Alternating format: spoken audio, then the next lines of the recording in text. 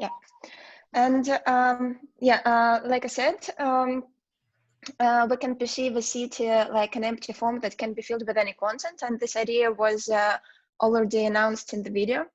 But during the pandemic, these aspects became extremely noticeable and important because the whole Moscow, the whole city, and I'm sure that it's not just issue for Moscow, but for other cities too, it suddenly migrated inside the buildings. And what what used to be perceived as, for example, private spaces, for example, rooms, apartments, or even laptop screens, became the only vibrant space of communication, the maybe most lively space of interaction with other people.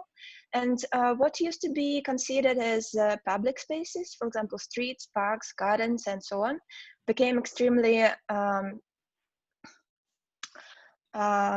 extremely empty, and even more, these spaces forced us to keep distance from others. And if we imagine a city like a black and white scheme, where black is for public spaces and white is for private spaces, so during the pandemic, during the self-isolation period, everything turns upside down, and it looks like a complete inversion now. So we can imagine it like this. This is a normal situation for the city, and this how we use it during the quarantine. But what's the most interesting is the middle of this gradient, the gradient between black and white, between public and private, these gray shades in the middle. And what are these gray shades? Obviously, it's semi-public or semi-private spaces, spaces with the status that is difficult to define. They are something like glue between public and private, between someone's own and somebody else, between a home and the city in general.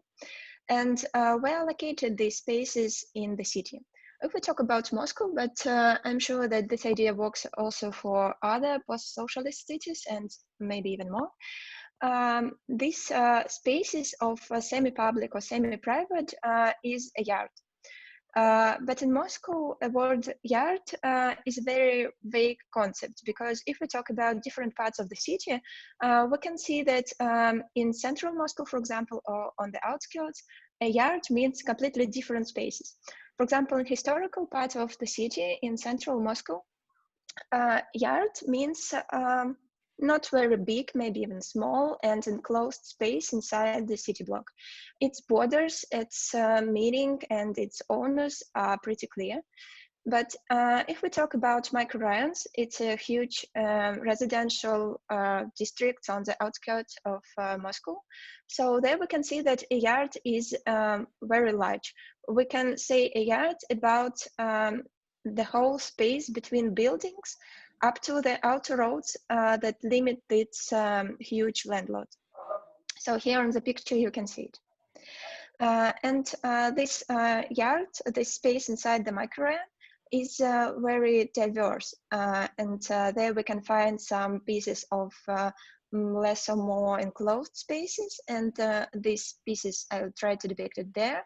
They are like maybe a bit like a traditional yards. There are also a lot of fenced territories, closed territories, and pieces of land that are in private or communal property. And there's also a huge space between all these pieces. It's usually empty, very often looks like abandoned or maybe no one's land.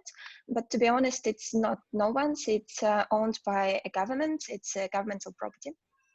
And this last one, the space between, is not so private like a traditional yard or even like these enclosed spaces inside the micro. But it's also not very public in comparison with street, for example. And what's more, like Milan had said at the end of the film, during the pandemic, a yard in Moscow became the only space that was legally accessible for citizens.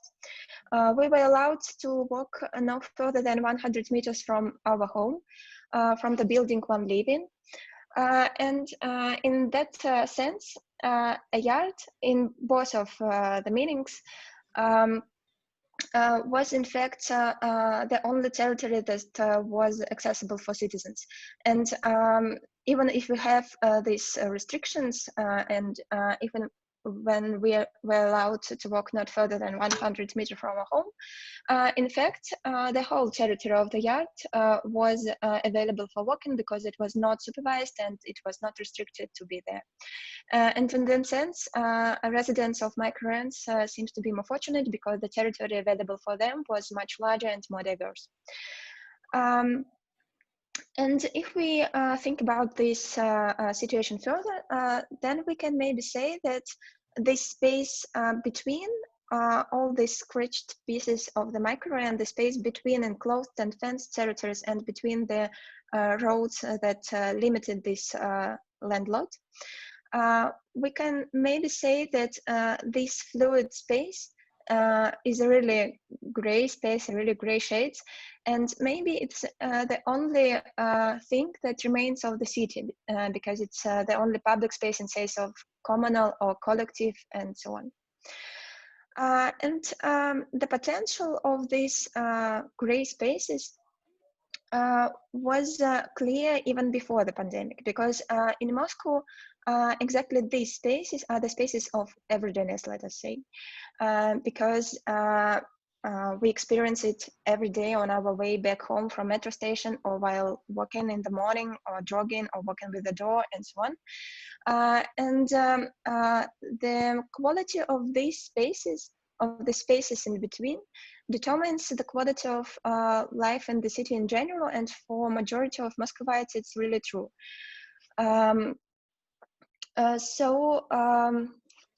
We have maybe to look precisely on this space of these kind of spaces and to think further what can we do with them.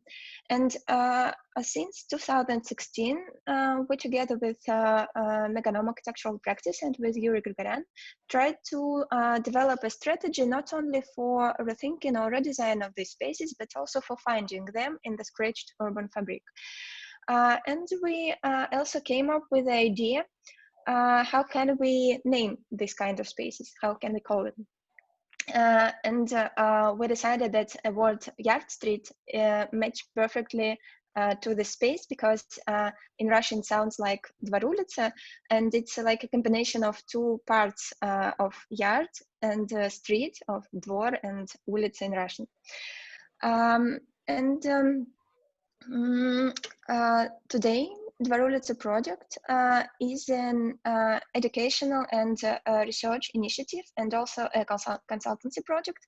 And we try to, our project is pivoting on the idea of developing such kinds of spaces of this gray innerness of post-Soviet microregions, and on, let me say, branding of these spaces.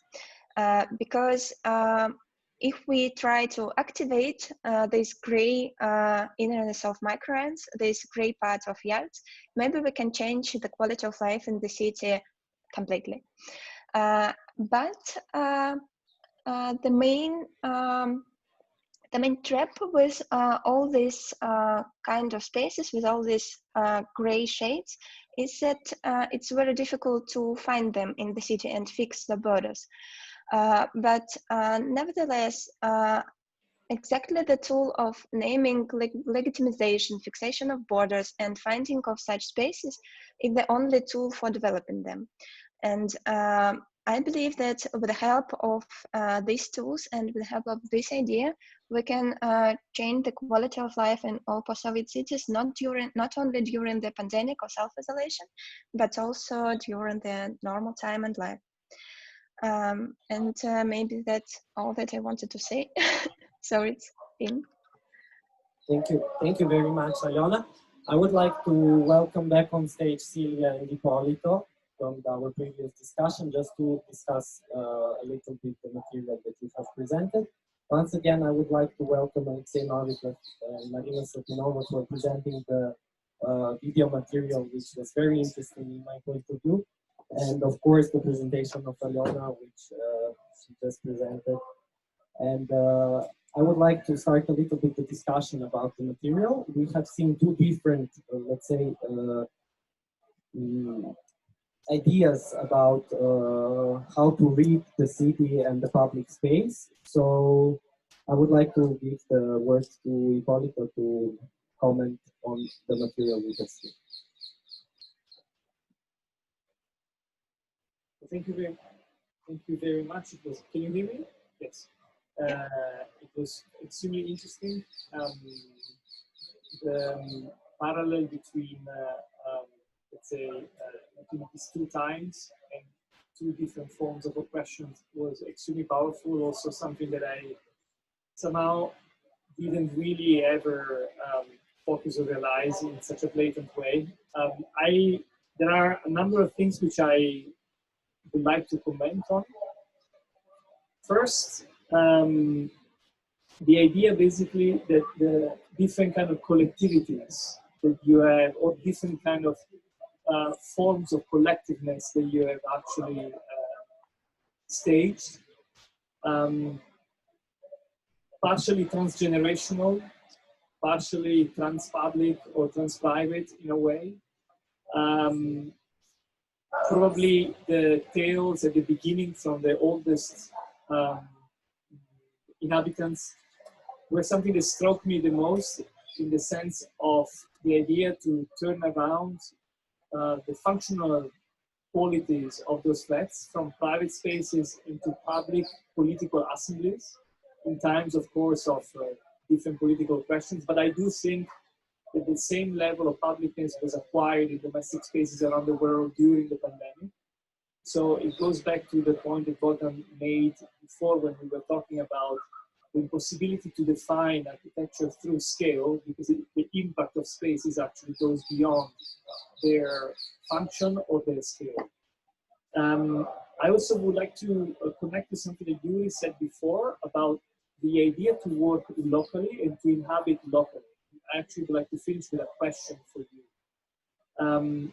The treatment of domestic public spaces in a way. So let's say open spaces around the buildings that you have described so well now in your last presentation are in a way, seem to be in a way like a solution for a new generation of domestic spaces.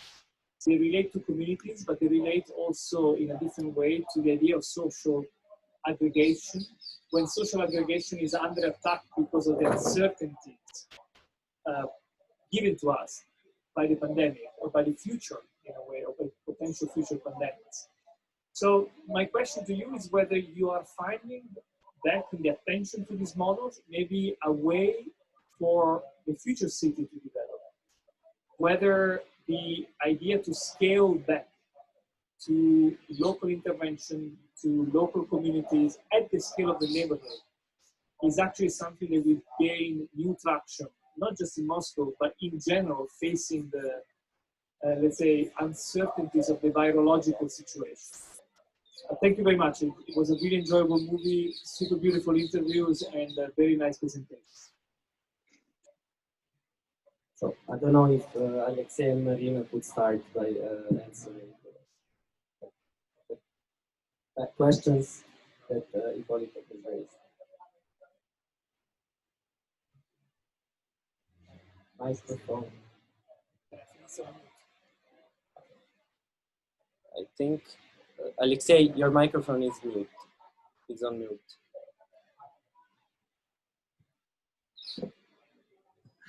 Thank you very much. Yeah, it's very good. Actually, very good questions. Thank you very much for posing them. In terms of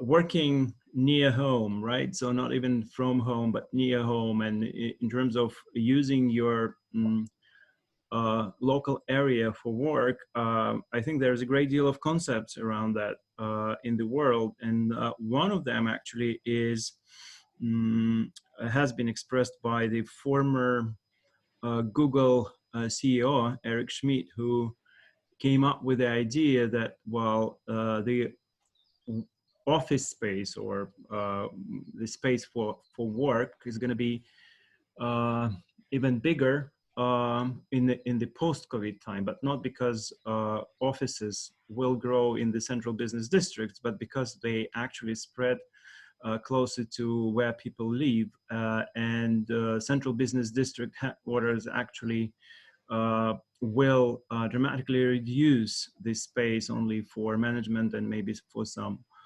important stuff there, but people will be able to rent on behalf of their corporations workplaces near their home if they want to, and also they would be able to do this not just by their own, but while there will be a service based on the uh, mm, retail networks such as I don't know, well, Tesco, Sainsbury, uh, Marks and Spencer, and whatever, right? So those who are going closer to the places where people live.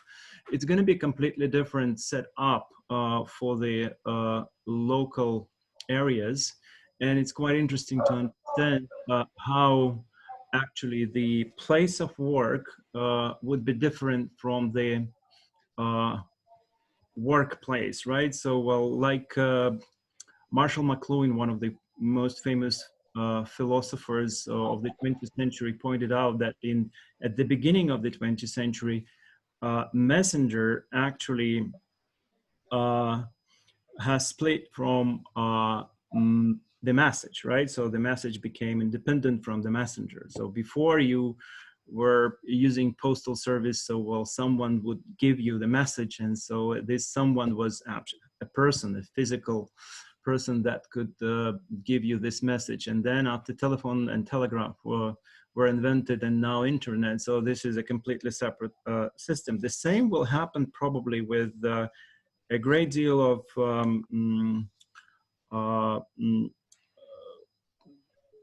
job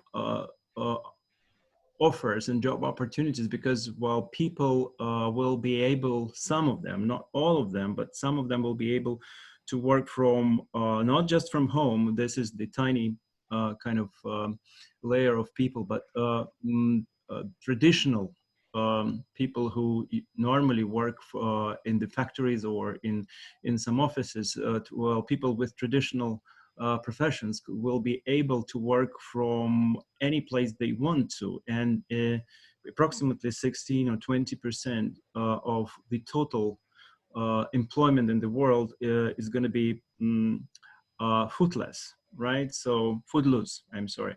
So that's basically an important challenge for the city planners, and we probably will see pretty much soon. It's not related to COVID only, it's related to the process that started before.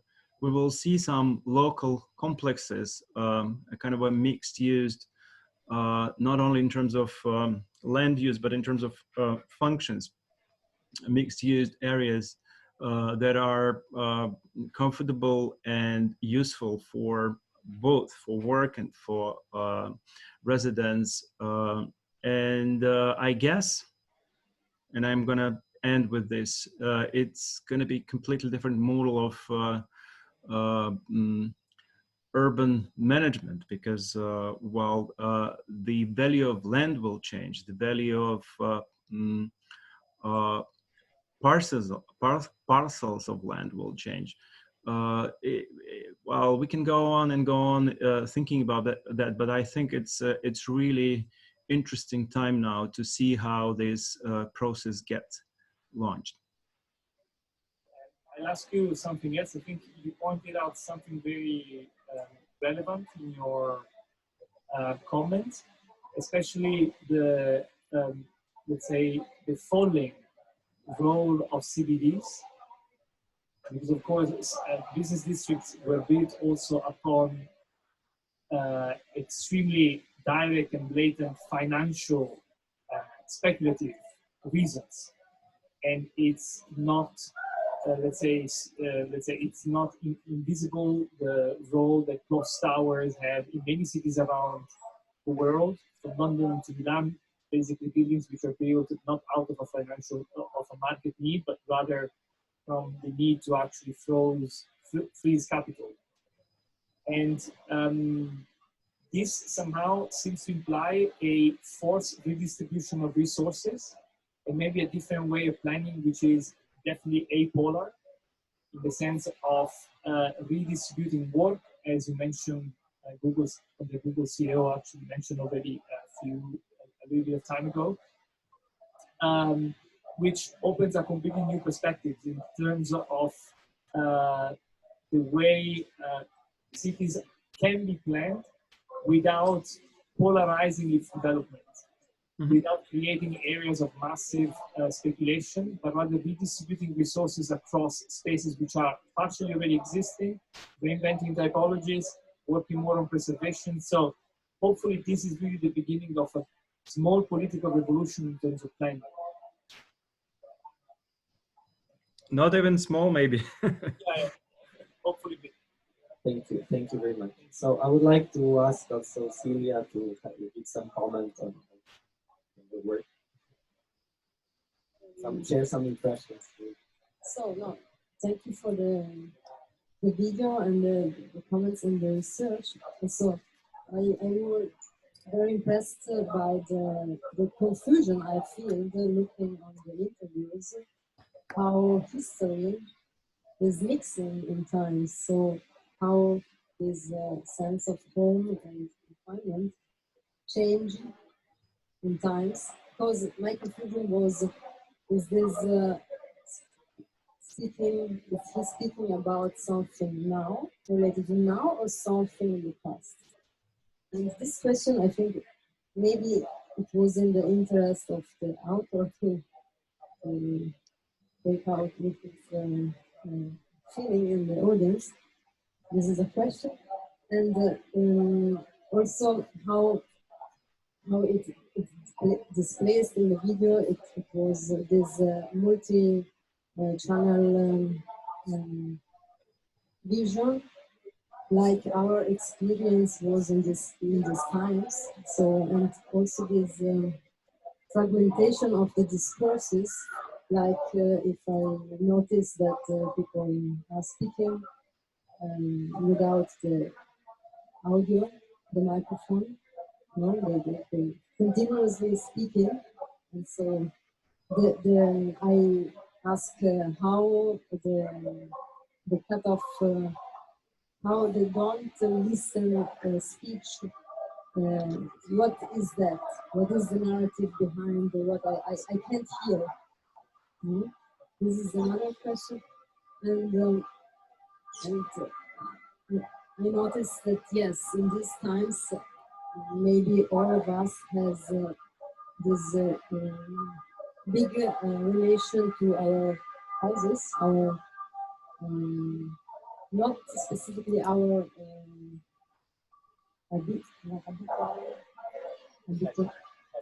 habits, but our home in that specific moment, and how it is. So also how our life is related to our existence in a place.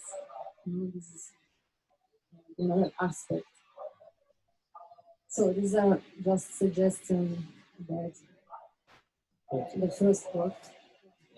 I would also like to comment on this duality of the approach of what we have seen, because when we started our discussion, it was very interesting to understand this, what Aliona said, the inversion of the public and private, and the idea of the interior, which has invaded in a way the exterior space and vice versa. So my question is just to, for Aliona, just to maybe have some comment on that.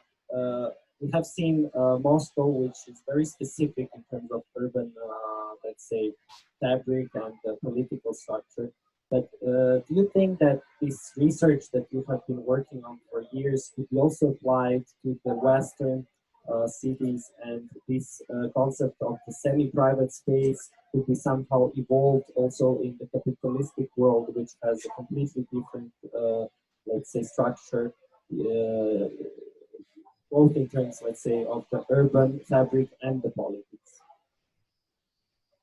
Well, we thought about it, and maybe it's obvious that it's hardly possible to imply exactly this approach to Western cities, but we can find a lot in common. I think that maybe we can change a concept a bit. And if we talk about the last part of research, which I tried to present tonight, I think that if we talk about Dvarulice's approach, like about an approach to semi-public or semi-private, or like about an approach to these gray spaces, so we can find this kind of gray not only in post-socialist cities, but also in Western cities and everywhere. And maybe we can develop this concept further to work with this stable part of the gradient, to work with this gray.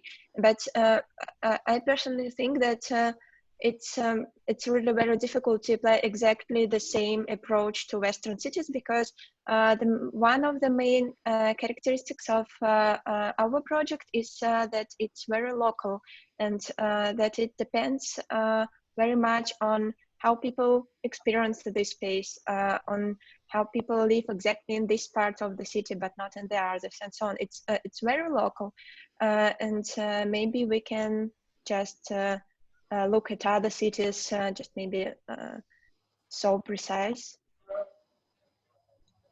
Thank you. So I would just like to ask, since we have to finish soon, the last question to Marina, because you made this very interesting parallel between the history and the present, and let's say political isolation and let's say pandemic. So it's just, let's say, a bit of a provocative question, but do you think that this experience that you carry in your culture, in the post-Soviet culture, somehow helped you adopt to these circumstances that we are facing for the first time, let's say, but probably it could have been somehow more familiar for this society, which had this, let's say, enormous impact of history in the past? Thank you for your question. And I think that this isolation thesis that we were trying to show in our video is something about the alternatives and choices we have in the city. And as our characters, our heroes of the movie, they told that even to the circumstances of the isolation, people were adapted because there was no other alternative. I think that people all over the world, we are really adaptable to a lot of changes and a lot of really tough issues that we with or that are happening right now.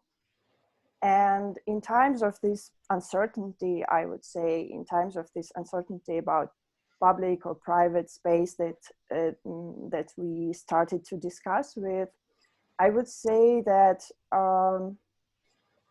maybe this experience, this historical experience, just helped us to like feel this importance of having alternatives and having a choice in the city. And the city is something that gives us this choice and gives us this possibilities of choosing what we need right now, being private, being public, choose the space and place where we want to belong. Thank you very much. I think that with these words we can conclude our conference for today. I'm sorry for the delay, especially for you who were waiting. It's a new format for us to make the conferences online, so as you can imagine, it was a very nice experience also and an opportunity. So thank you all for coming. Thank you for being with us from Russia. Thank you, Polito. Thank you, Cecilia, for being here on stage. And yeah. Thank you so much.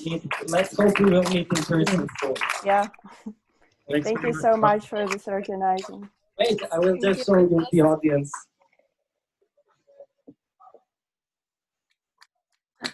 Oh, so nice.